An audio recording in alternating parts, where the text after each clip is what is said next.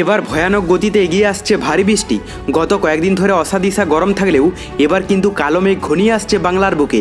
কিন্তু ঠিক কোন এলাকায় কালো মেঘ ঘনিয়ে আসবে এবং কোন দিকেই বা ভারী বৃষ্টি হবে তা নিয়ে এই ভিডিওতে আপনাদেরকে বিস্তারিতভাবে জানিয়ে দেব। আপনি ভিডিওটি অবশ্যই শেষ পর্যন্ত দেখবেন। ভিডিওটি ভালো লাগলে একটি লাইক করবেন। আর এইরকমই লেটেস্ট ও হেল্পফুল ভিডিওগুলি সবার প্রথম দেখার জন্য আমাদের চ্যানেলটিকে সাবস্ক্রাইব করে পাশের বেল আইকনটি বাজিয়ে দেবেন।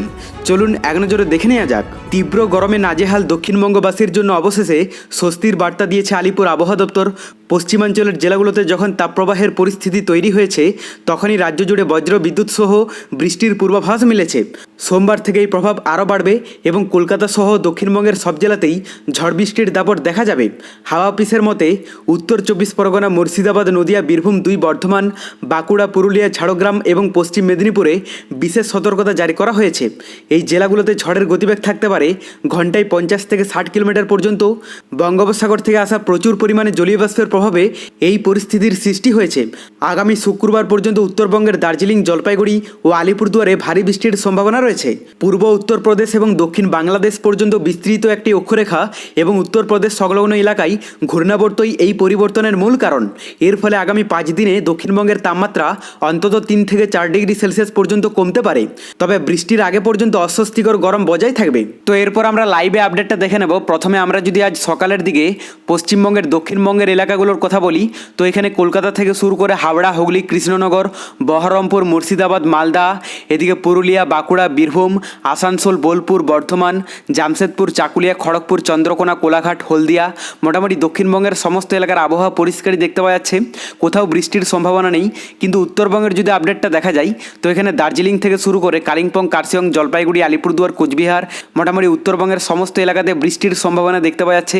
আর বাংলাদেশের কথা বলতে গেলে সমুদ্র উপকূলবর্তী এলাকাগুলোতে মোটামুটি পরিষ্কার আবহাওয়াই থাকবে, কিন্তু ভিতরের এলাকার মধ্যে বিক্ষিপ্ত এলাকা জুড়ে বৃষ্টি হবে।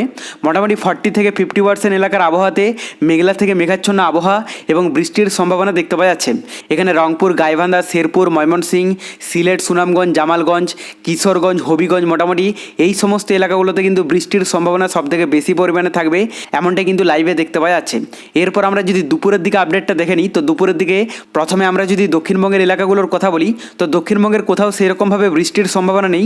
শুধুমাত্র এখানে চন্দ্রকোনা, আরামবাগ, কতুলপুর, বিষ্ণুপুর, সোনামুখী, দুর্গাপুর এবং এখানে আসানসোলের কাছাকাছি এলাকাগুলোতে কিন্তু হালকা ইফেক্ট থাকতে পারে, যদিও পরিমাণে অনেকটাই কম ইফেক্ট পড়বে। কিন্তু উত্তরবঙ্গের যদি কথা বলা যায় সকাল থেকে শুরু করে দুপুর পর্যন্ত দার্জিলিং, কালিম্পং, কার্শিয়ং, আলিপুরদুয়ার, কোচবিহারে বৃষ্টির সম্ভাবনা কিন্তু থাকবে। আর বাংলাদেশের কথা বলতে গেলে সকাল এবং দুপুরের দিকটাতে সমুদ্র উপকূলবর্তী এলাকাগুলোতে সেই রকমভাবে ইফেক্ট না পড়লেও ভিতরের এলাকার মধ্যে বিক্ষিপ্ত এলাকা জুড়ে বৃষ্টি থাকবে। তবে দুপুরের দিকে সবথেকে বেশি বৃষ্টির সম্ভাবনা রয়েছে এখানে কিশোরগঞ্জ, হবিগঞ্জ, গাজীপুর, নরসিংদী, ব্রাহ্মণবাড়িয়া, আগরতলা এই সমস্ত এলাকাগুলোতেই। বাকি সিলেটের আশেপাশের এলাকাগুলোতেও কিন্তু ভালোই ইফেক্ট থাকবে। এরপর আমরা রাতের দিকের আবহাওয়াটাও দেখে নেব। তো রাতের দিকে প্রথমে আমরা যদি দক্ষিণবঙ্গের এলাকাগুলোর কথা বলি তো সকাল থেকে রাত পর্যন্ত সেরকমভাবে ইফেক্ট নেই। সম্পূর্ণ দক্ষিণবঙ্গের এলাকাগুলোর আবহাওয়া পরিষ্কারই থাকবে।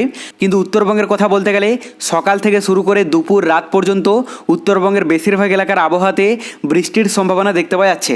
কিন্তু বাংলাদেশের কথা বলতে গেলে সমুদ্র উপকূলবর্তী এলাকাগুলোতে সেরকমভাবে ইফেক্ট না পড়লেও ভিতরের এলাকাগুলোতে বিক্ষিপ্ত এলাকা জুড়ে বৃষ্টি থাকবে। তার মধ্যে সিলেটের আশেপাশের এলাকাগুলোতে বেশি ইফেক্ট পড়তে দেখতে পাওয়া যাচ্ছে।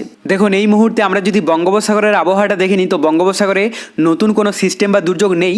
তবে এখানে মেঘের স্পট পড়তে দেখতে পাওয়া যাচ্ছে এবং এর ইফেক্টটা বিশেষ করে বাংলাদেশের দিকেই ঢুকছে, যার প্রভাবে বাংলাদেশেই কিন্তু সবথেকে বেশি বৃষ্টি হবে বিক্ষিপ্ত এলাকা জুড়ে। এরপর আমরা তাপমাত্রাটা দেখে নেব যে নতুন কোনো চেঞ্জেস এসেছে কিনা, কারণ গত কয়েকদিন ধরে পশ্চিমবঙ্গ সহ বাংলাদেশে বিশেষ করে দক্ষিণবঙ্গের এলাকাগুলোতে বৃষ্টি না হওয়ার ফলে ভালোই কিন্তু অস্বস্তি ভাব থাকছে। তো আজ দুপুরের দিকে আমরা যদি দক্ষিণবঙ্গের এলাকাগুলোর কথা বলি এখানে কলকাতাতে 36 ডিগ্রিতে চলে যাবে, মানে ভালোই অস্বস্তি ভাব থাকবে। এবং দক্ষিণবঙ্গের বেশিরভাগ এলাকার তাপমাত্রা থাকতে পারে 36 থেকে শুরু করে 42-43 ডিগ্রি পর্যন্ত।